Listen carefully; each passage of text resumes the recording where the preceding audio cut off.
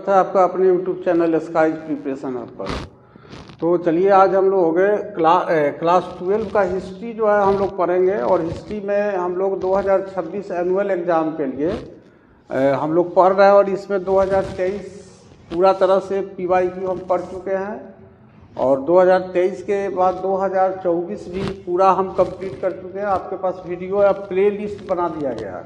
Play list में आप subject wise और सीरियल नंबर से वीडियो डाला हुआ है, उसको आप रिवाइज करके और कंटिन्यू देखते रहेंगे तो पूरा PYQ आपका कंप्लीट हो जाएगा। और हम ज़्यादा फोकस आपको ऑब्जेक्टिव क्वेश्चन पर करेंगे, ऑब्जेक्टिव क्वेश्चन पर ज़्यादा फोकस करेंगे। और बाकी जो 2 साल में पढ़ाया गया उसको ठीक से देख लीजिएगा तो उससे भी कुछ क्वेश्चन छूटना नहीं है। और अब जो भी हम पढ़ेंगे इसको थोड़ा सा फास्ट खींचेंगे क्योंकि 3 तारीख से आपका एग्ज़ाम स्टार्ट है। और अब 1 सप्ताह इधर ट्रेनिंग में फंसे हुए थे जिसके वजह से आप लोगों के लिए कोई वीडियो अपलोड नहीं हुआ था। तो आज हम लोग 2021 का स्टार्ट करेंगे। देखिए हम लोग 3 पढ़ चुके हैं। 2023 पूरा कंप्लीट है, 2024 भी पूरा कंप्लीट है और मॉडल क्वेश्चन भी पूरा कंप्लीट है। और आप वीडियो में आप प्ले लिस्ट में जाके आप अपना चेक कीजिएगा सब्जेक्ट वाइज, आपको पूरा वीडियो मिल जाएगा। और आज हम स्टार्ट करेंगे 2021 का जो आपका प्रीवियस ईयर क्वेश्चन, क्योंकि 5 साल का हम टारगेट बनाए हुए थे। तो इसमें आपका थोड़ा तेज़ी में हम लोग खींचेंगे, बहुत ज़्यादा एक्सप्लेनेशन हम लोग करेंगे नहीं क्योंकि बहुत चीज़ हम लोग करके चले हैं। देखिए ये फर्स्ट क्वेश्चन है,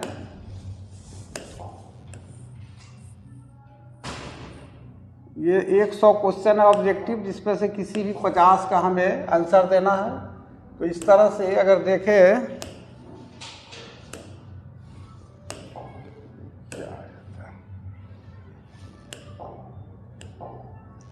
तो ये माई एक्सपेरिमेंट्स विथ ट्रूथ किसकी आत्मकथा है? टॉल्स्टॉय, उसके बाद Madan Mohan Malaviya, Mahatma Gandhi, Rabindranath Tagore. Whose autography is my experiments with truth. ये एक ऑटोबायोग्राफी है, आत्मकथा है। और ये जो आत्मकथा है यह अपने जीवन की पूरी कहानी है। और ये कहानी जो है आपको किसने लिखा है? माई एक्सपेरिमेंट्स विथ ट्रूथ जो है वो आपको महात्मा गांधी ने लिखा है। तो आप महात्मा गांधी को आप करेक्ट कर दीजिएगा। आपका ऑप्शन सी इसका सही आंसर हो गया। ऑप्शन सी जो आप देख रहे हैं ये आपका ये सही आंसर हो गया, सी महात्मा गांधी। उसके बाद हम चलते हैं सेकंड क्वेश्चन के तरफ। सेकंड क्वेश्चन है आपका, सर की उपाधि किसने वापस की थी? एक है Mahatma Gandhi, Bal Gangadhar Tilak, Rabindranath Tagore, Subhash Chandra Bose. Who had returned the title of sir? Mahatma Gandhi, Bal Gangadhar Tilak, Rabindranath Tagore और सुभाष चंद्र बोस। तो ये सर का जो टाइटल है वह ब्रिटिश गवर्नमेंट ने किनको दिया था? रविंद्रनाथ टैगोर को 1915 में दिया था। 1915 ईस्वी में ये जो रविंद्रनाथ टैगोर साहब है इनको सर का उपाधि दिया था। या सर या इसी को सर को आप नाइटहुड भी कहा जाता है। सर के जगह, सर की उपाधि के जगह अगर नाइटहुड कर देगा तो आप में कंफ्यूजन नहीं होना चाहिए, दोनों एक ही बात है, नाइटहुड। क्योंकि ये अंग्रेजी में बहुत सारी कविताएं लिखते थे रविंद्रनाथ टैगोर। और इसके वजह से इनको अंग्रेज़ों ने, ब्रिटिश गवर्नमेंट ने 1915 में 1915 ईस्वी में सर या नाइटहुड का टाइटल दिया था, उपाधि दिया था। लेकिन आप जानते हैं कि 13 अप्रैल 1919 ईस्वी को जालियांवाला बाग जो हत्याकांड हुआ था पंजाब के अमृतसर में, उसमें सैकड़ों निहत्थे लोगों पर जनरल डायर ने गोली चलाकर और उनकी क्या कर दी थी? हत्या कर दी थी 1919 में। तो इसी से नाराज़ हो गया रविंद्रनाथ टैगोर और नाराज़ होकर के ये जो उपाधि इनको मिला था, इस उपाधि को टैगोर साहब ने अंग्रेज़ों को, ब्रिटिश गवर्नमेंट को वापस कर दिया था। तो 1919 ईस्वी में वापस किए थे। ये 1919 में ये रिटर्न कर दिए थे, ये जो इनको उपाधि मिला था सर का या नाइटहुड का।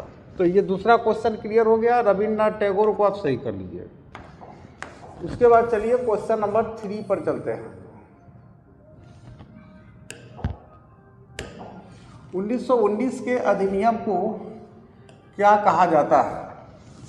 1919 के अधिनियम को क्या कहा जाता है? तो इसको गवर्नमेंट ऑफ इंडिया एक्ट 1919 के नाम से जाना जाता है। Government of India act 40। उसके बाद इसमें 4 ऑप्शन दिया है। 1919 के अधिनियम को क्या कहा जाता है? तो 1919 के अधिनियम को मॉन्टेग्यू चेम्सफोर्ड सुधार एक्ट के नाम से जाना जाता है। ये एक एक्ट है, एक कानून बनाया था ब्रिटिश गवर्नमेंट ने, और उसी को हम 1919 एक्ट ऑफ 1919 या 1919 के अधिनियम के नाम से जानते हैं। और इस अधिनियम को क्या कहा जाता था? तो इसे मॉन्टेग्यू चेम्सफोर्ड सुधार एक्ट कहा जाता था। तो सी ऑप्शन हमारा सही है। What is the act of 1919 called? तो सीधा क्लियर हो गया। इसमें मॉन्टेग्यू चेम्सफोर्ड रिफॉर्म एक्ट, ये 1919 में ब्रिटिश गवर्नमेंट ने ये रिफॉर्म एक्ट जो है ये लाया था। उसके बाद चलिए क्वेश्चन नंबर 4 के तरफ हम लोग चलते हैं।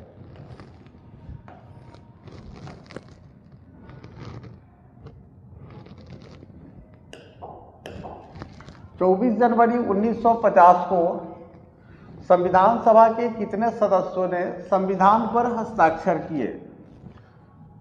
तो यहाँ 4 ऑप्शन दिया है। हम जानते हैं कि हमारा जब कॉन्स्टिट्यूशन बना था, जब हमारा संविधान बना था, तो उस संविधान को बनाने के लिए, उस कॉन्स्टिट्यूशन को बनाने के लिए भारत में जो भी उस समय के स्टेट थे वहाँ से प्रतिनिधि चुन करके आए थे, और वे संविधान सभा के मेंबर यानी कॉन्स्टिट्यूएंट असेंबली के मेंबर के नाम से उनको जाना जाता था। तो उनमें कितने मेंबर थे, मतलब ऑल ओवर इंडिया, उसमें पाकिस्तान भी तो नहीं शामिल होगा। 24 जनवरी 1950 को पाकिस्तान बाहर हो चुका होगा, क्योंकि 1947 में ही क्या होता है कि डिवीज़न हो जाता है, बंटवारा हो जाता है। और तो 24 जनवरी 1950 को संविधान सभा के कितने सदस्यों ने संविधान पर हस्ताक्षर किए थे, कितने ने सिग्नेचर किया था?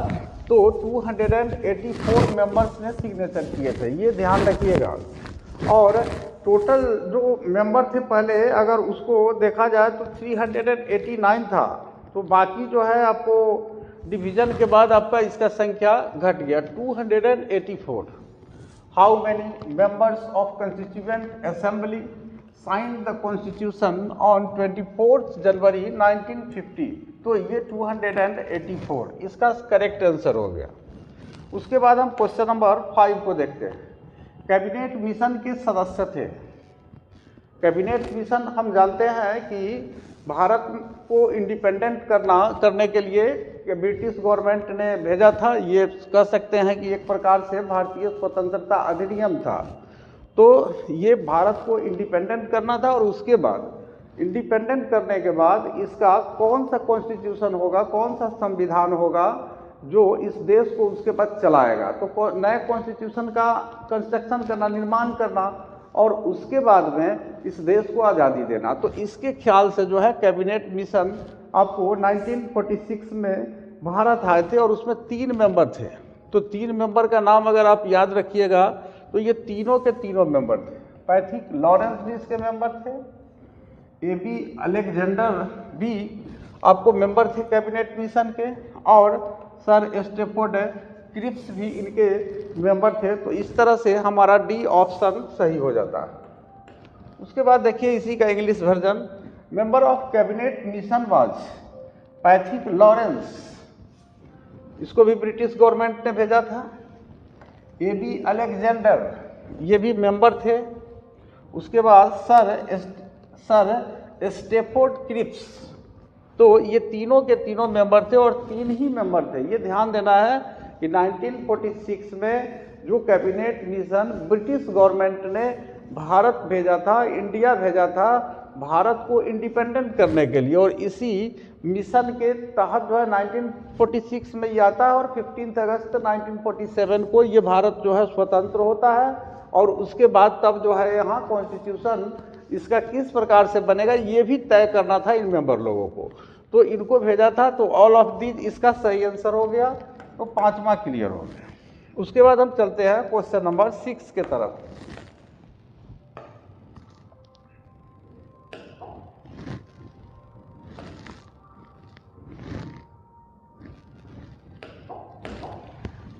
भारतवर्ष किस वर्ष गणतंत्र बना?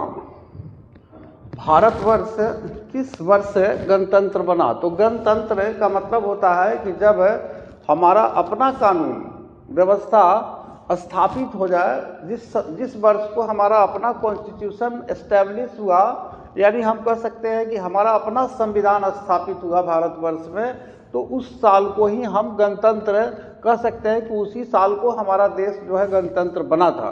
तो हम सभी को पता है कि 26 जनवरी 1950, 26 जनवरी 1950 को हमारा जो कॉन्स्टिट्यूशन है, हमारा जो संविधान है, उसे भारत में लागू कर दिया गया था। तो इसलिए भारतवर्ष किस वर्ष गणतंत्र बना? तो 1950 में बना, क्योंकि इसी 1950 में ही हमारे संविधान को क्या किया गया, लागू किया गया 26 जनवरी के दिन। और आज संयोग से 26 जनवरी भी आज गणतंत्र दिवस हम लोग मनाए भी है।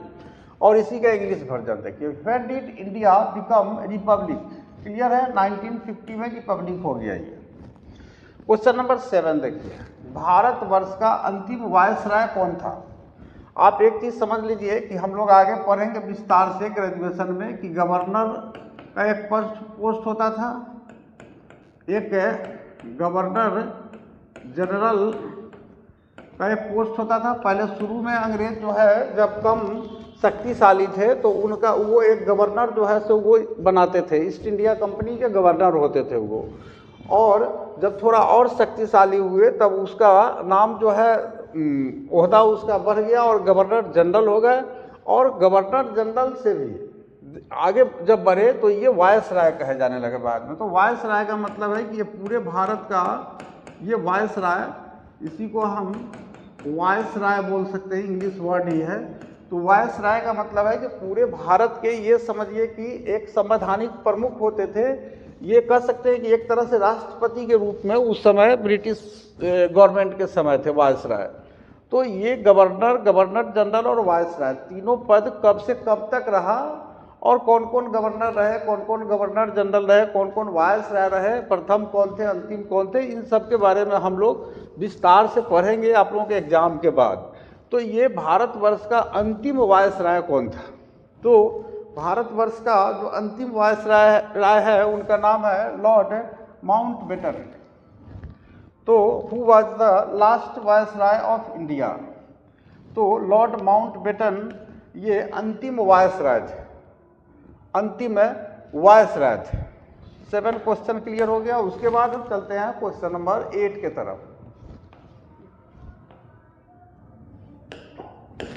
भारतीय राष्ट्रीय कांग्रेस की स्थापना कब हुई थी? ये कई बार हम पढ़ा है, 1885 ईस्वी में हुई थी। कहाँ हुई थी? तो मुंबई के गोकुल दास तेजपाल संस्कृत कॉलेज में हुआ था। मुंबई में हुआ था। और मुंबई में कहाँ हुआ था? गोकुल दास तेजपाल संस्कृत कॉलेज में ये भारतीय राष्ट्रीय कांग्रेस की स्थापना हुई थी। और इसके जो संस्थापक थे उनका नाम था A.O. ह्यूम। इनका पूरा नाम है एलन ऑक्टेवियन ह्यूम। तो ये क्या थे? ये आपको अंग्रेज थे और इन्होंने इसकी स्थापना किया था और 1885 में किया था। और 1885 में इस कांग्रेस के मात्र 72 मेंबर थे, 72 इसके प्रतिनिधि थे, 72 आपको मेंबर शामिल हुए थे इसमें। तो इस तरह से when was Indian national Congress formed? तो 1885 इसका करेक्ट आंसर हो जाएगा। उसके बाद हम नेक्स्ट देखते हैं क्वेश्चन नंबर 9 की तरफ चलते हैं। आपको दिक्कत नहीं होगी क्योंकि प्ले लिस्ट आप जैसे ही खोलिएगा ना, प्ले लिस्ट आप यूट्यूब के ऑप्शन में जाइएगा तो आपको एक तरफ से सीरियल नंबर से आपको पूरा लेक्चर मिल जाएगा, और पूरे जो टोटल में जो खोजना पड़ता था वो परेशानी अब आपका दूर कर दिया गया। तो स्वतंत्र भारत के प्रथम राष्ट्रपति कौन थे? तो क्लियर है कि जब देश आज़ाद हुआ तो डॉक्टर राजेंद्र प्रसाद को भारत का प्रथम राष्ट्रपति जो है बनाया गया था, जो 26 जनवरी 1950 से 1962 तक रहे थे। 26 जनवरी 1950 से 1962 में इनकी मृत्यु होती है। उस समय तक ये भारत के राष्ट्रपति रहते हैं।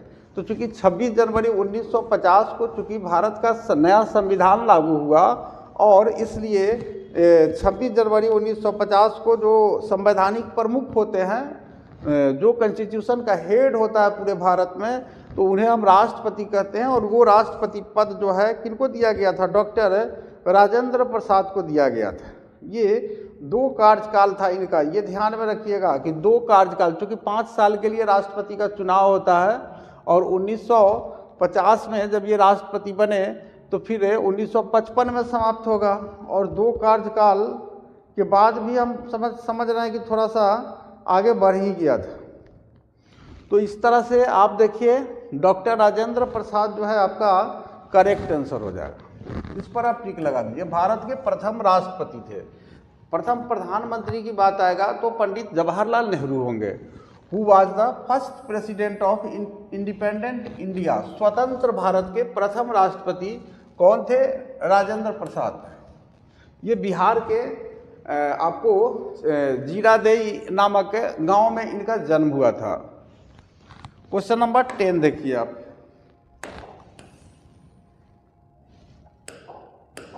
जय हिंद का नारा किसने दिया? अब इसमें भगत सिंह का अगर बात आ जाए तो भगत सिंह ने नहीं दिया था, चंद्रशेखर आज़ाद ने भी नहीं दिया था, जवाहरलाल नेहरू ने भी नहीं दिया था। और ये नारा किसने दिया था? तो ये नारा हालांकि देखिएगा तो आबिद हसन आपको सफरानी ने इस नारा को तैयार किया था। इस नारा को का अगर सृजन किया था तो उनका नाम था आबिद हसन सफरानी। इन्होंने ये नारा बहुत पहले ही तैयार कर दिया गया था, लेकिन जब सुभाष चंद्र बोस आज़ाद हिंद फौज का स्थापना हुआ था तो आज़ाद हिंद फौज का ये मुख्य नारा हुआ था, और इस नारा को लगाने वाले जो व्यक्ति थे उनका नाम सुभाष चंद्र बोस था। तो जय हिंद का नारा किसने दिया? Subhash Chandra Bose. Who gave the slogan Jai Hind? Subhash Chandra Bose. ये कॉन्सेप्ट क्लियर हो गया। उसके बाद 11 नंबर देखिए। तहकीके हिंद किसकी यात्रा वृत्तांत है? तहकीके हिंद किसकी यात्रा वृत्तांत है? तहकीके हिंद किसकी यात्रा वृत्तांत है? तो ये दूसरा कौन हो सकता है? अलबरूनी का यात्रा वृत्तांत है। Whose travel account is Tahqiqe Hind, या इसी को तारीख़ हिंद के नाम से भी जाना जाता है। तो इसकी जो रचना है ये अलबरूनी ने किया था। और अलबरूनी कौन था? तो अलबरूनी महमूद गजनवी। अलबरूनी एक इतिहासकार था जो महमूद गजनवी जब भारत पर आक्रमण किया था तो 950 ईस्वी के करीब आपको ये अलबरूनी भारत में महमूद गजनवी से मानिए 900 यानी 10वीं शताब्दी कह सकते हैं, 10वीं शताब्दी के उत्तरार्ध में। तो सेकंड फेज में 950 ईस्वी और 1000 ईस्वी के बीच में अलबरूनी जो है वो महमूद गजनवी के साथ आया था। तो महमूद गजनवी का शाही इतिहासकार था। ये राजा के दरबार में जो हिस्टोरियंस होते हैं वो राजा की प्रशंसा में, उसकी बड़ाई में बहुत सारी बातें लिखते हैं। तो उनमें से थे अलबरूनी। और इन्होंने चूँकि भारत की जो भी वस्तु स्थिति थी उसका बड़ा ही विस्तार से अपने इस पुस्तक में वर्णन किया, और उसी पुस्तक का नाम है Tahqiqe Hind. Whose travel account is Tahqiqe Hind. तो इसका करेक्ट ऑप्शन हो जाएगा अलबरूनी। उसके बाद हम चलते हैं क्वेश्चन नंबर 12 पर।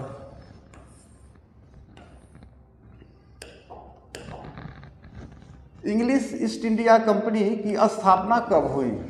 इंग्लिश ईस्ट इंडिया कंपनी की स्थापना कब हुई? तो ये आप अगर देखिएगा तो 1600 ईस्वी में इसकी स्थापना हुई थी। ये 1600 ईस्वी में इसकी स्थापना हुई थी, 1600 ईस्वी में। When was English east India company established, तो 1600 ईस्वी में इसकी स्थापना हुई थी। तो अगर देखा जाए तो 1600 ईस्वी में जिस कंपनी की स्थापना हुई थी उस कंपनी का नाम आपको इंग्लिश ईस्ट इंडिया कंपनी नहीं था। उस कंपनी का शुरू में जो नाम था वह था the governor and the company of trading into the east Indies. इस नाम से ये जाना जाता था। क्योंकि ग्रेजुएशन में, पीजी में आप जाएंगे या कॉम्पिटिटिव एग्जाम्स में जाएंगे तो स्टार्टिंग में इनका क्या नाम था, किस तरह से इसकी स्थापना हुई, विस्तार से हम लोग उसको पढ़ेंगे। क्योंकि आपका एग्जाम है इसलिए फास्ट हमें आपको 5 साल का PYQ कंप्लीट करना है ताकि हमारे पढ़ाए हुए से बाहर कोई प्रश्न आपके एग्जाम में नहीं आए। तो इंग्लिश ईस्ट इंडिया कंपनी की स्थापना कब हुई? 1600 ईस्वी में हुई। When was English East India Company established? 1600 AD। उसके बाद क्वेश्चन नंबर 13 को देखिए, ये संथाल विद्रोह कब हुआ? तो संथाल विद्रोह ये बहुत ही इम्पोर्टेंट क्वेश्चन है। इसमें बहुत ज़्यादा आपको लाग लपेट नहीं है, ये बहुत बार बार पूछा जाने वाला क्वेश्चन है। संथाल विद्रोह तो याद रखिएगा 1855 ईस्वी में हुआ था संथाल विद्रोह। ये जनजाति समाज के लोगों ने किया था, आदिवासी समाज के लोगों ने किया था। अभी जो है झारखंड में, पहले हम जब बिहार और झारखंड संयुक्त था, कंबाइंड था 15 नवंबर 2000 ईस्वी के पहले, तो संथाल परगना करके आपका एक कमिश्नरी हुआ करता था और उसी संथाल परगना क्षेत्र के लोगों ने 1855 में आपको रिवॉल्ट किया था ब्रिटिश गवर्नमेंट के खिलाफ। और ये क्वेश्चन आपको 2 नंबर वाला में पूछ सकता है कि संथाल विद्रोह कब और क्यों हुआ। तो इनका जो विद्रोह रिवॉल्ट हुआ था, क्योंकि ये बाहरी लोगों को दिक्कू कहते थे। जो भी आदिवासी समाज से बाहर के लोग आते थे उनको ये दिक्कू कहते थे। और इनके नज़र में दिक्कू कौन थे? तो अंग्रेज थे। और अंग्रेज जो है जिनके माध्यम से आपको क्या करते थे कि कर वसूली करवाते थे, तो उनको जमींदार कहा जाता है। उनको जमींदार बहाल किए थे, ये टैक्स वसूल करते थे, तो जमींदारों को भी दिक्कू कहते थे। और उसके बाद और कौन लोग थे? तो कुछ साहूकार और महाजन लोग थे जो इनको क्या करते थे कि कर्ज देकर अपने जाल में फंसा लेते थे और तब इनके संपत्ति को हड़पने का प्रयास करते थे। तो अंग्रेजों के खिलाफ, जमींदारों के खिलाफ और साहूकारों के खिलाफ संथाल परगना के जो आदिवासी समाज के लोग थे उन लोगों ने 1855 ईस्वी में इनके खिलाफ में रिवॉल्ट कर दिया था, विद्रोह कर दिया था। और उसी को हम संथाल विद्रोह के नाम से जानते हैं। और इस संथाल विद्रोह को करने वाले 2 भाई थे जिनका नाम था सिद्धू और कान्हू। इस विद्रोह के नेता 2 थे, एक भाई का नाम था सिद्धू और एक भाई का नाम था कान्हू। तो ये सिद्धू और कान्हू दोनों संथाल जनजाति के लोग थे। संथाल जनजाति या संथाल एक आदिवासियों की जनजाति है, आपको शेड्यूल ट्राइब्स है। तो इस ट्राइब्स के ये लोग थे सिद्धू और कान्हू, ये दोनों भाई थे। और इन्होंने अंग्रेजों, जमींदारों और साहूकारों से तंग आकर इनके खिलाफ जो है विद्रोह किया। और ये भी याद रखिएगा कि ये संथाल लोग जो है, आपको आदिवासी लोग जो थे, ये दिक्कू किसको कहते थे? तो बाहरी लोगों को दिक्कू कहते थे। जो भी बाहरी लोग थे उनको ये दिक्कू कह के पुकारते थे, ये सब दिक्कू है। तो ये दिक्कू वाला भी क्वेश्चन आपसे पूछ सकता है। When did Santhal revolt take place? 1855। ये डी वाला ऑप्शन करेक्ट हो गया। उसके बाद हम चलते हैं क्वेश्चन नंबर 14 की तरफ।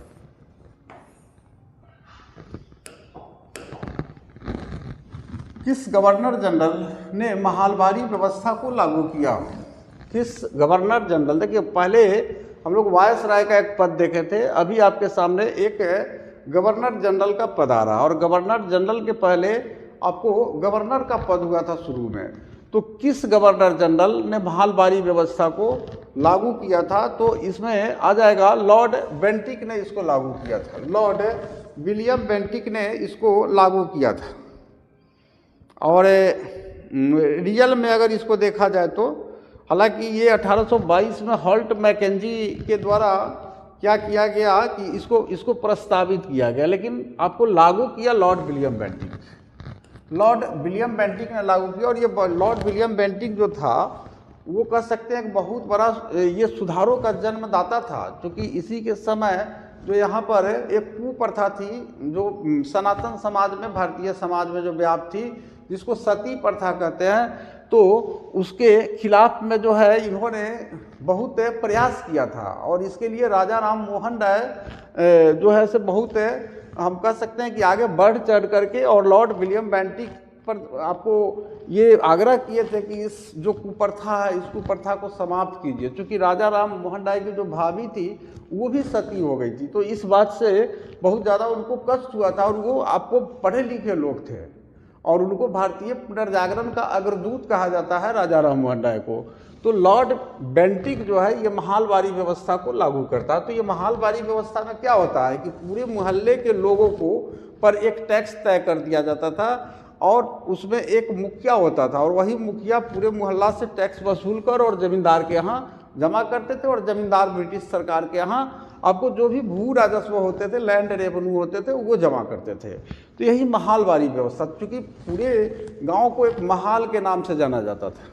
विच governor general implemented Mahalwari system. तो इसमें लॉर्ड बेंटिक या लॉर्ड विलियम बेंटिक साहब का नाम आ जाएगा। उसके बाद हम देखते हैं क्वेश्चन नंबर 15।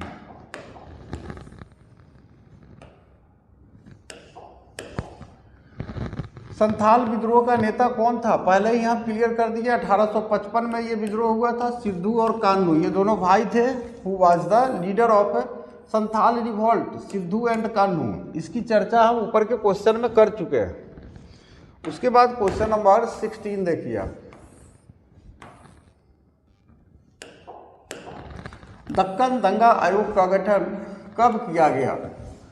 दक्कन दंगा आयोग, दक्कन किसको कहा जाता है? जो महाराष्ट्र जो आप देख रहे हैं, आज का जो महाराष्ट्र देख रहे हैं, तो महाराष्ट्र के दक्षिण वाला जो भाग है, तो दक्षिण यानी दक्षिण भारत और उत्तर भारत को के बीच का जो सीमा है, तो उसी को हम दक्कन यानी केरल के आसपास का इस क्षेत्र है। केरल है, कर्नाटक है, यानी महाराष्ट्र के हम कह सकते हैं कि दक्षिण वाला भाग जो है, तो वह उसी को दक्कन कहा जाता है। दक्षिण या दक्कन उसी को हम बोलेंगे।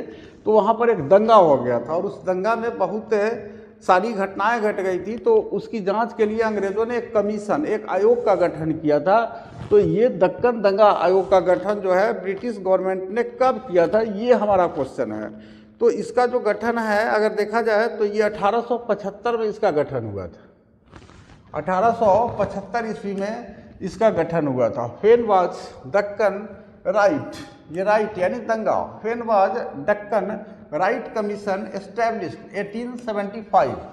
1875 ईस्वी में दक्कन दंगा आयोग का गठन हुआ था, और जो आयोग बना था जिसमें मेंबर थे, कुछ ब्रिटिश मेंबर थे, अंग्रेज थे, तो इन्होंने रिपोर्ट जो है कब दिया था ब्रिटिश पार्लियामेंट में? ये रिपोर्ट 1878 ईस्वी में ये रिपोर्ट सौंपा था। उस दंगा में जो क्षति हुई थी और जो लोग उसके लिए जिम्मेवार थे उनके खिलाफ जांच हुई थी, और उसके बाद उस पर जांच रिपोर्ट जो है 1878 ईस्वी में वो आयोग जो था, कई लोगों का एक कमीशन था, आयोग था जो जांच कर रहा था, वो 1878 में ब्रिटिश सरकार को सौंपा, और 1879 ईस्वी में उसको दक्कन एग्रीकल्चरल रिलीफ एक्ट पारित हुआ, और किसान का जो कर्ज वसूली वाला मामला था उसको माफ़ किया गया। 1879 में इसका फाइनल डिसीजन आया। तो इस तरह से दक्कन दंगा आयोग का गठन कब किया गया? तो 1875 को आप सही कर लीजिएगा। Question number 17।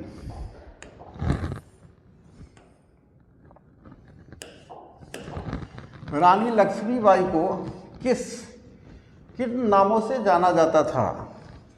कानपुर की नाना, आप झांसी की रानी एक कविता पढ़े होइएगा कि छबीली थी करके, तो छबीली भी बोला जाता था लक्ष्मीबाई को।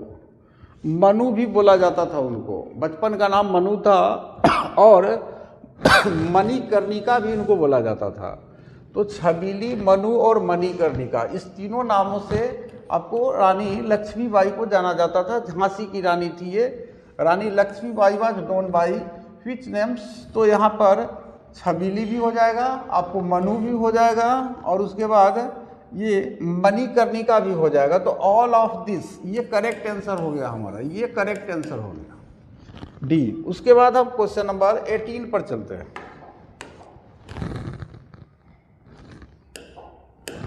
अवध में 1857 की क्रांति का नेतृत्व किसने किया था? हम जानते हैं कि 1857 की जो क्रांति है उसका महत्व भारत के इतिहास में बहुत ज़्यादा है, क्योंकि यही एक क्रांति है जो भारत के अधिकांश हिस्सों में यह क्रांति हुई थी और आम जनता ने भी इसमें भाग लिया था। और जो भी यहाँ के रजवाड़े थे, जो भी यहाँ के नवाब थे, जो रजवाड़े थे, जो रियासतें थी, उन सब ने क्या किया था कि अंग्रेज़ों की कुछ नीति थी, जैसे हड़प नीति थी, यानी डॉक्ट्रिन ऑफ लैप्स, यानी कह सकते हैं कि अगर किसी नवाब को बाल बच्चा नहीं हुआ और किसी को गोद लिया तो फिर उसको वो वारिस नहीं मानता था। इस तरह का कानून बना दिया था ब्रिटिश गवर्नमेंट ने। तो इससे जो है रियासत के जो राजा थे, नवाब थे, वो नाराज़ थे और किसी भी तरह से अंग्रेज चाहता था कि हम इसको क्या करें कि इसके रियासत को अपने ब्रिटिश गवर्नमेंट के कब्जा में कर ले। तो इसी के खिलाफ जो है ये मूवमेंट हुआ था, आंदोलन हुआ था। और इस आंदोलन में चूँकि आम आदमी भी भाग लिए थे। क्यों भाग लिए? क्योंकि किसान भी परेशान थे, मजदूर भी परेशान थे और आम जनता भी परेशान थी। और उसी समय आप जानते हैं कि आपको ये जो मंगल पांडे है वो अफवाह फैला था, वो चर्बी वाला जो कारतूस का प्रयोग का, तो वहीं से ये स्टार्ट हुआ था। तो उसमें कई जगह, चूँकि लक्ष्मीबाई झांसी में थी और आपको ये बेगम हजरत महल को अगर देखिएगा तो ये अवध में आपको बेगम हजरत महल जो है ये अवध में ही लीडिंग कर रही थी 1857 के विद्रोह का। Who was the leader of revolt of 1857 इन अवध? तो बेगम हजरत महल के नाम से इन्हें जाना जाता है, बेगम हजरत महल। उसके बाद चलिए 19 नंबर, 1857 के विद्रोह के समय भारत का गवर्नर जनरल कौन था?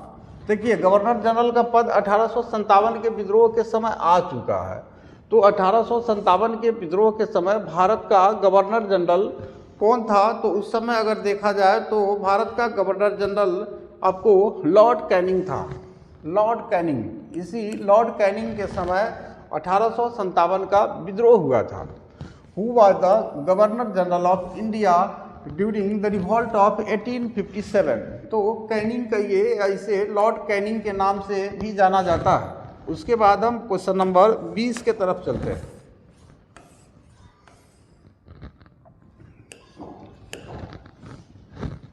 (1857) की क्रांति का तात्कालिक कारण क्या था?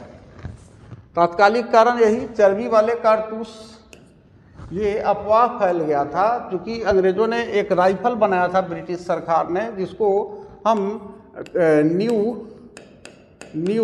ये हिंदी में लिखिए न्यू एनफील्ड राइफल के नाम से जाना जाता था। और ये न्यू एनफील्ड राइफल जो था, इस राइफल को चलाने के लिए, गोली चलाने के लिए, इस राइफल से इसमें जो गोली भरी जाती थी, जो कारतूस भरी जाती थी, उस कारतूस के मुंह पर एक कैप लगा होता था और उस कैप के नीचे कुछ लसलसा पदार्थ आपको लगा होता था और मुंह से उस कैप को हटाने के बाद तब इस एनफील्ड राइफल में गोली को भरना पड़ता था। और अफवाह फैल गया कि ये जो कैप के निकट है जो थोड़ा सा ये आपको लसलसा पदार्थ है, इसमें गाय और सुअर की चर्बी अंग्रेज़ों ने मिला दी है और इससे क्या होगा कि हिंदू और मुस्लिम दोनों, चूँकि सेना थे आपको ब्रिटिश सरकार के, तो हिंदू और मुस्लिम दोनों का धर्म भ्रष्ट हो जाएगा। और इसी कारण यहाँ का हिंदू जनमानस और जो मुसलमान जनमानस थे और जो सेना थे, इस कारतूस का इस्तेमाल करने से इनकार कर दिया और अंग्रेज अफसरों पर भी गोली चलाई, जिसमें मंगल पांडे का नाम आता है। मेरठ छावनी में उन्होंने क्या किया था, ये गोली चलाया था और उनके नाम पर एक फिल्म भी है, जिस फिल्म को आप देखिएगा मंगल पांडे फिल्म को, तो पूरी 1857 की क्रांति का जो विषय है वो आपको समझ में आ जाएगा। तो तत्कालिक कारण अगर देखा जाए, कारण तो सब है, व्यापकता का सिद्धांत भी है, ईसाई धर्म का प्रचार भी है, सती प्रथा की समाप्ति को भी आप ले सकते हैं, क्योंकि भारतीय नहीं चाहते थे कि हमारे किसी मामले में विदेशी जो है, अंग्रेज जो है इंटरफियर करे। तो लेकिन अगर देखिए कि क्या कारण था, तत्कालिक कारण क्या था, तो चर्बी वाले कारतूस थे। What was the immediate cause of the revolt of 1857? तो ग्रीस्ड कार्टिज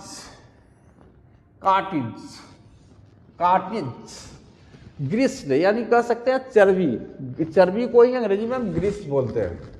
तो ये चिपचिपा होता है, थोड़ा सा चिकना टाइप का होता है, और वो कैप के पास, चूंकि कैप आसानी से खुल जाए इसके लिए लगाता था। अब क्या मामला रहा होगा, सच्चाई तो कुछ समझ में नहीं, चूँकि सच्चाई तो क्लियर बता भी नहीं पाया कि वास्तव में वो था कि नहीं, क्योंकि आज का जितना साइंस डेवलप है तो उतना साइंस डेवलप नहीं था कि लैब में उसको आदमी चेक कर लेता और बता देता। लेकिन ये अफवाह थी, और अब इसके बाद ये विद्रोह हो गया। बस विद्रोह हुआ अंग्रेज़ों के खिलाफ में, और अंग्रेज़ इस विद्रोह को शांत भी कर दिए। तो ये चर्बी वाले कारतूस। उसके बाद क्वेश्चन नंबर 21 को देखिए।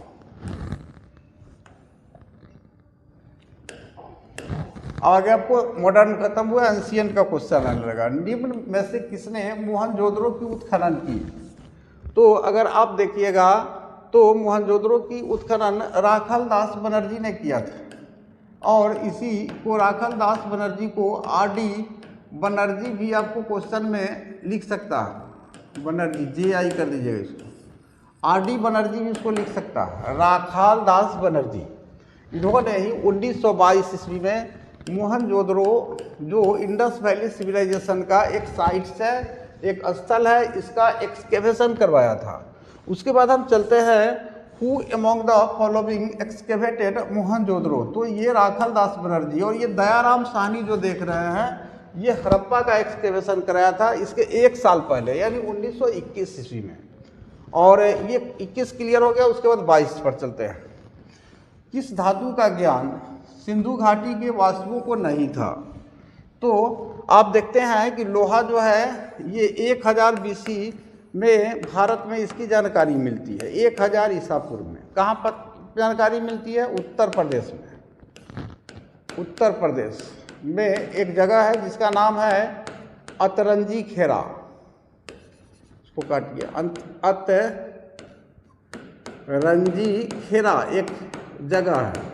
उत्तर प्रदेश में एक ज़िला है एटा।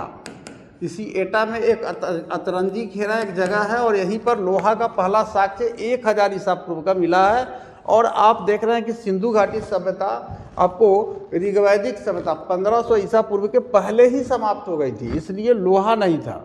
किस धातु का ज्ञान सिंधु घाटी के वासियों को नहीं था? तो सोना का था, चांदी का भी ज्ञान था, तांबा का भी ज्ञान था। ज्ञान किसका नहीं था? लोहा का नहीं था। तो C करेक्ट आंसर हो गया।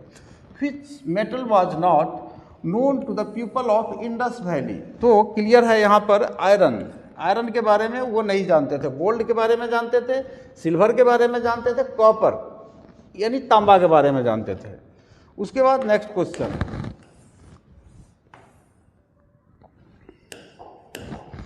एशियाटिक सोसाइटी की स्थापना किसने की? ये 1 लाइनर क्वेश्चन है। एशियाटिक सोसाइटी की जो स्थापना है वह विलियम जोन्स ने किया था। विलियम जोन्स ने किया था, और कब किया था? 1784 ईस्वी में किया था। और क्यों किया था? तो इसका इसलिए आपको इस की स्थापना किया था एशियाटिक सोसाइटी का, कि इस सोसाइटी का काम क्या था कि भारत के जितने भी ग्रंथ हैं, क्योंकि हिंदी भाषाओं में लिखे गए थे, कुछ अरबी भाषा में थे, कुछ फारसी में थे, कुछ तुर्की में थे, कुछ संस्कृत भाषा में थे, तो उनको वो चाहते थे कि भारत के साहित्य को, भारत के धर्म को, भारत के जो विज्ञान है उसको हम जानें।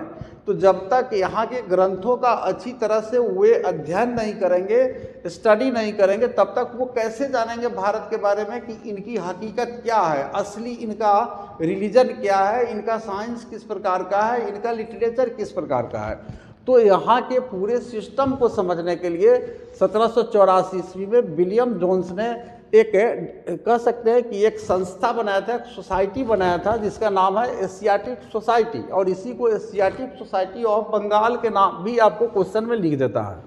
तो इसका काम था यहाँ के पुराने ग्रंथों को का, साहित्यों का और यहाँ के पुस्तकों का अध्ययन करके और उनकी जानकारी प्राप्त करना। तो विलियम जोन्स ने इसकी स्थापना की थी 1784 ईस्वी में। Asiatic society was founded by William Jones. उसके बाद हम क्वेश्चन नंबर 24 के तरफ चलते हैं।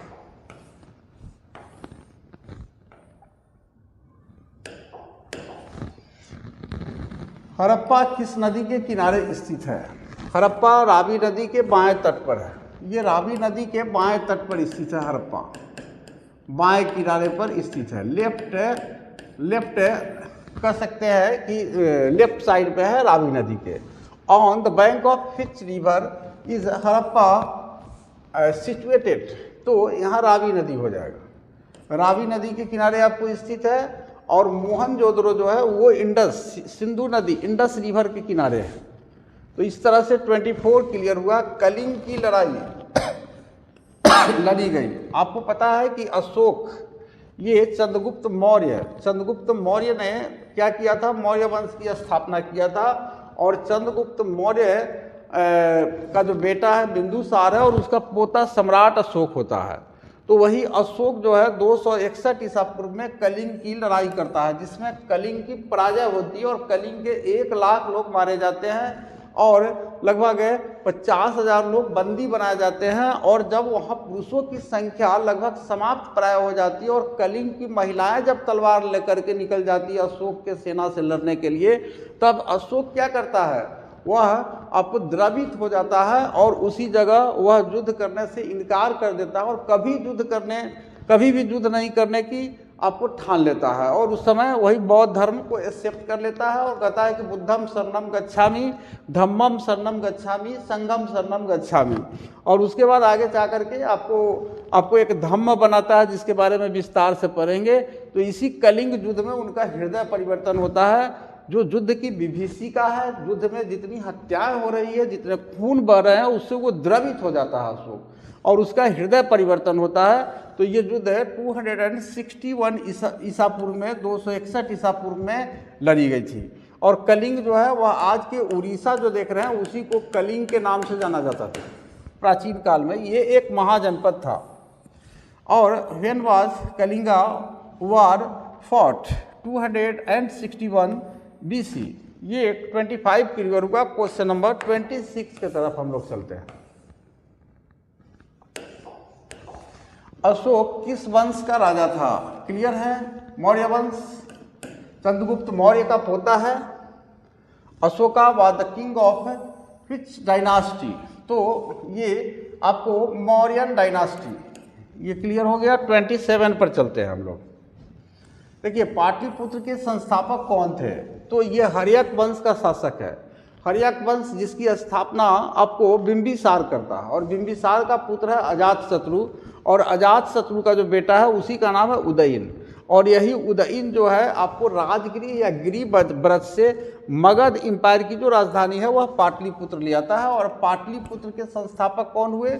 उदयन हुए, जो अजातशत्रु का बेटा है। अजातशत्रु का छुरा भोगकर उनकी हत्या कर देता है। चूँकि इसको पितृहंता वंश के नाम से जाना जाता है। क्यों? क्योंकि बिंबिसार की हत्या छुरा भोगकर अजातशत्रु करता है और इसको उदयन देखते रहता है। और जब ये उदयन बड़ा होता है तो फिर अजातशत्रु को छुरा भोगकर हत्या करके उदयन भी शासक बन जाता है और लास्ट में इसकी भी हत्या छुरा भोगकर ही होती है और अगले वंश की स्थापना होती है। इसके बारे में आप लोग विस्तार से आगे पढ़ेंगे। लेकिन पाटलिपुत्र के संस्थापक कौन थे? उदयन थे, अजातशत्रु का बेटा है। Who was the founder of Pataliputra? Udayan हो गया। 27, 28 पर चलते हैं हम लोग।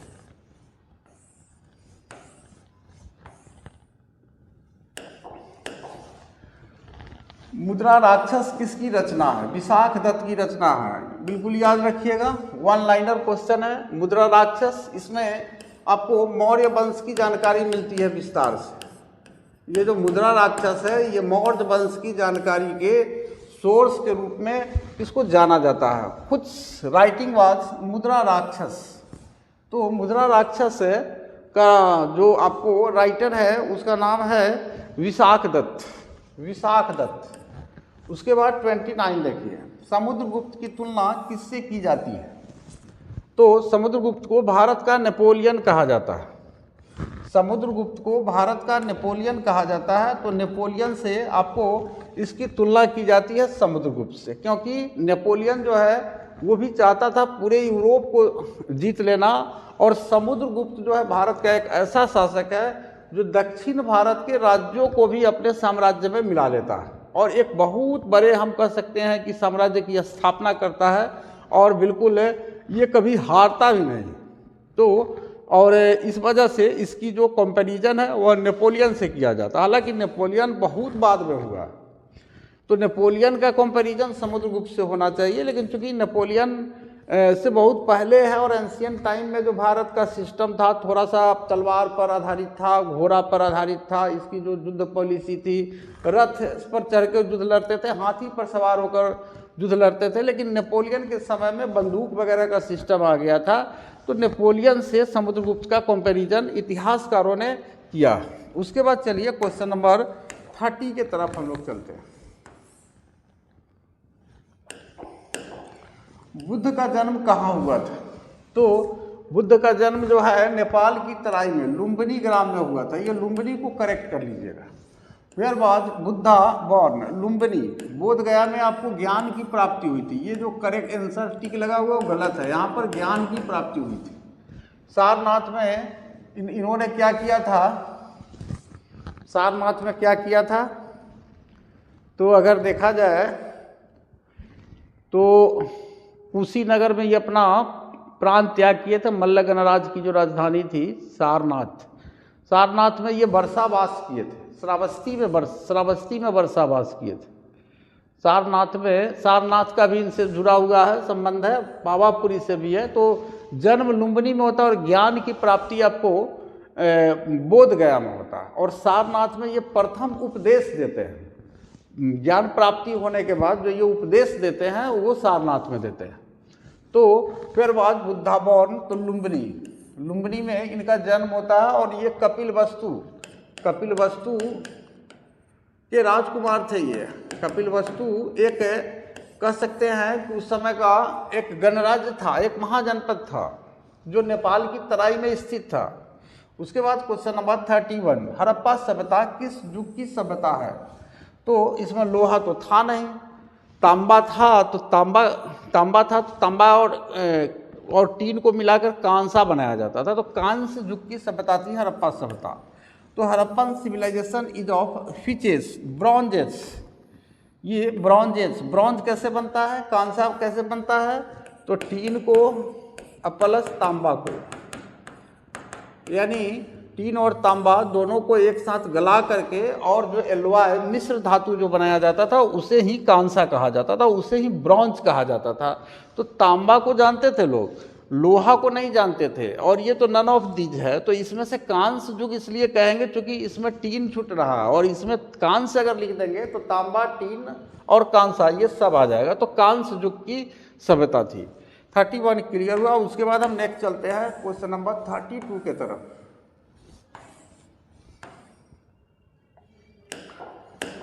मोहनजोदड़ो का शाब्दिक मतलब है मृतकों का टीला।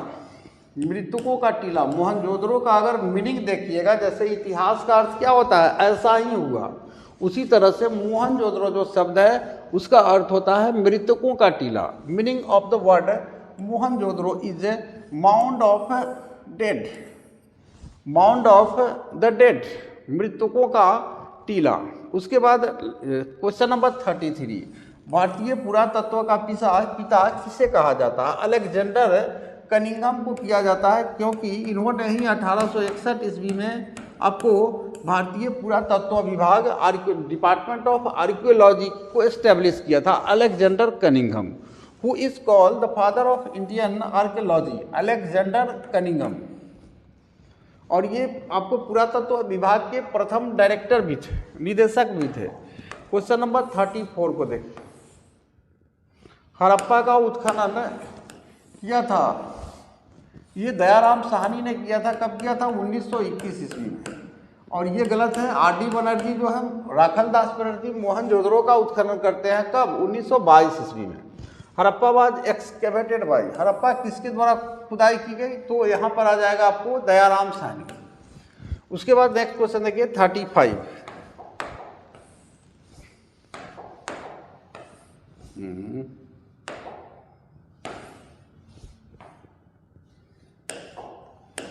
कालीबंगा कहाँ स्थित है? कालीबंगा ये आपको राजस्थान में स्थित है। और राजस्थान में आपको एक जिला है जिसे हनुमानगढ़ बोला जाता है। राजस्थान में एक ज़िला है जिसे हनुमानगढ़ के नाम से जाना जाता है। तो राजस्थान आप याद रखिए, कालीबंगा कहाँ स्थित है? राजस्थान में स्थित है और ये सिंधु घाटी सभ्यता से संबंधित एक स्थल है Kalibangan. Where is Kalibangan situated? तो Kalibangan is situated in Rajasthan, Rajasthan में है। और आपको कालीबंगा का अर्थ क्या होता है? जैसे मोहनजोदड़ो का अर्थ था आपको मृतकों का टीला, उसी तरह से कालीबंगा का अर्थ होता है काले रंग की चूड़ियाँ, काले रंग की चूड़ियाँ, काले रंग की चूड़ियाँ। इस तरह से हम क्वेश्चन नंबर 36 के तरफ चलते हैं।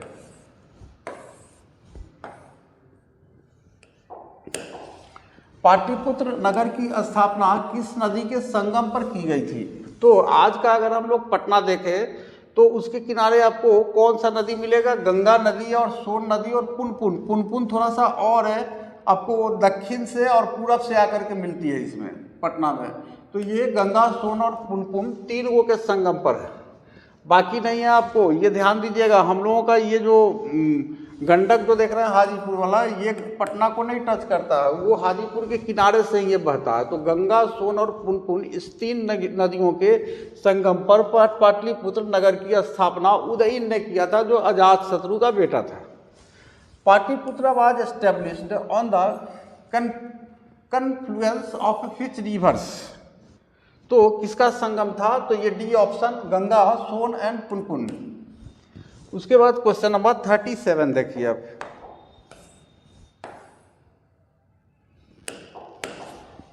भारतीय इतिहास का कौन सा काल स्वर्ण काल के नाम से जाना जाता है? तो इसमें गुप्त काल का नाम आता है। गुप्त यानी इसी में आपको चंद्रगुप्त है प्रथम, विक्रमादित्य, चंद्रगुप्त द्वितीय, समुद्रगुप्त, जिसे भारत का नेपोलियन कहा जाता है, ये सब आते हैं। और इसमें आप इसको स्वर्ण काल इसलिए नहीं कहा जाता है कि इसमें बहुत ज़्यादा सोना था, इसलिए कहा जाता है क्योंकि ये बहुत ही पावरफुल किंगडम था, गुप्तों का शक्तिशाली साम्राज्य था। और इसमें जो है साहित्य का बहुत ज़्यादा विकास हुआ था। और इस वजह से अगर आप देखिएगा तो जो कालिदास वगैरह का जो नाम आता है वह गुप्त वंश के ही शासक थे, चंद्रगुप्त। आपको विक्रमादित्य, उसके दरबार में जो नवरत्न रहते थे उस नवरत्नों में से एक थे। और उस समय महान महान साहित्य का, लिटरेचर्स का जो है से लिखे गए गुप्त काल में। इसी वजह से भारतीय इतिहास का जो ये गुप्त काल है इसको स्वर्ण काल के नाम से जाना जाता है। Which period of Indian history is called as golden age? तो गुप्ता पीरियड हो जाएगा। उसके बाद चलते हैं नेक्स्ट 38। वन लाइनर है, वेदों की संख्या कितनी है? वेदों की संख्या कितनी है? वेदों की संख्या 4 है, ऋग्वेद, सामवेद, यजुर्वेद और Atharvaveda. What is the number of Vedas? 4। इसमें ऋग्वेद हो गया, उसके बाद सामवेद, उसके बाद यजुर्वेद और एक लास्ट वाला है अथर्ववेद। तो इस तरह से 4 वेद है, वेदों की संख्या 4 है। मौर्य साम्राज्य का प्रथम शासक कौन था? चंद्रगुप्त मौर्य। इसी ने मौर्य वंश की स्थापना किया था। कब किया था? 323 BC हम इसे बोल सकते हैं, क्योंकि इसी समय ये जो नंद वंश का, नंद डायनास्टी को ये समाप्त करता है चंद्रगुप्त मौर्य। किसके सहायता से?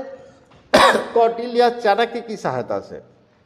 इसलिए 323 ईसा पूर्व में ये मौर्य साम्राज्य की स्थापना करता है। Who was the first ruler of Mauryan dynasty? Chandragupta Maurya. ये बी ऑप्शन करेक्ट हो जाएगा। और आज का लास्ट क्वेश्चन, क्योंकि हमने कोशिश किया कि 2 लेक्चर में हम ऑब्जेक्टिव क्लियर करें, लेकिन पॉसिबल नहीं है उतना बड़ा, तो 40 आज रहेगा और 60 नेक्स्ट में करेंगे। द्रौपदी किसकी पत्नी थी? तो द्रौपदी 5 पांडवों की पत्नी थी, 2 का तो नाम नहीं लिखा। भीम, युधिष्ठिर, अर्जुन और 2 और है। एक का नाम है नकुल और एक का नाम है सहदेव। ये 5 की पत्नी थी Draupadi. Whose wife was Draupadi? तो ऑल ऑफ देम, इनमें से सभी की। और 2 नाम याद रखिएगा, नकुल और सहदेव। और ये 41 भी देख लीजिए, इस पेज में है, शेरे पंजाब के नाम से किसे जाना जाता है, तो लाला लाजपत राय को जाना जाता है। Shere Punjab, who is known as Shere Punjab, line of Punjab के नाम से लाला लाजपत राय को जाना जाता है। जो साइमन कमीशन जब आपको भारत आया था तो उसी का ये विरोध कर रहे थे, अपोज कर रहे थे, और उसी में अंग्रेजों ने जो लाठी चार्ज किया था, उसी लाठी चार्ज के कारण लाला लाजपत राय की मृत्यु हो गई थी। तो इस तरह से आज हमारा आपको 2026 के एग्ज़ाम के लिए हम लोग 2021 का जो पढ़ रहे हैं, आपको PYQ पढ़ रहे हैं, इसका 1 से लेके 41 तक आपका ऑब्जेक्टिव क्लियर हुआ, और एक लेक्चर में और में हम 2021 का ये समाप्त कर लेंगे। तो अब थोड़ा सा आप लोग कंसस होके, और आप लोग प्ले लिस्ट में जा करके आप इसको खोजिएगा, क्योंकि आपको लेक्चर जो है सिस्टमेटिक मिल जाएगा, और आप शुरू से लेके लास्ट तक आप पूरा तैयारी जो है कर सकते हैं। चलिए इसी के साथ हम आज अपने लेक्चर को समाप्त करते हैं। जो लोग सब्सक्राइब नहीं किए चैनल को, उसको कर लीजिए। अब वो डेली क्लास चलेगा एग्जाम भर।